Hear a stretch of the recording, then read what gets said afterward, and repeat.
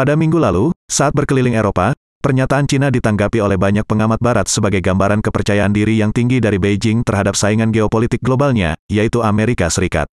Cina menghimbau Eropa agar berhenti mengikuti Amerika jika ingin kerjasama ekonomi dengan Cina terus berlanjut. Banyak negara Eropa pada umumnya melihat peningkatan signifikan pengaruh Cina dalam beberapa tahun terakhir.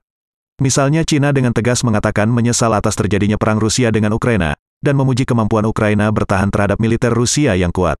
Tanpa membuat Kremlin marah, gaya Cina yang sangat berbeda dengan Amerika Serikat ternyata menarik bukan hanya bagi negara berkembang dan negara ketiga, tetapi juga bagi sebagian besar negara barat yang sudah maju.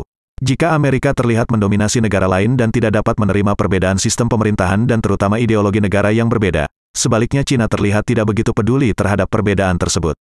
Meskipun Cina telah menguasai sumber daya ekonomi suatu negara, memberikan pinjaman, dan membentuk aliansi militer dengan negara tertentu, Cina tidak mempermasalahkan ideologi atau sistem pemerintahan negara tersebut.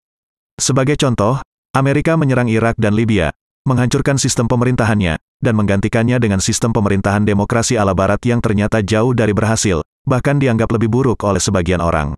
Dalam persaingan dua kekuatan ekonomi, Amerika peringkat 1, Cina peringkat 2, dan militer, Amerika peringkat 1, Cina peringkat 3, ini indikasi bahwa Cina akan mengalahkan Amerika semakin jelas terlihat. Namun, kedua negara ini justru tegang dan terlibat konflik dalam banyak hal.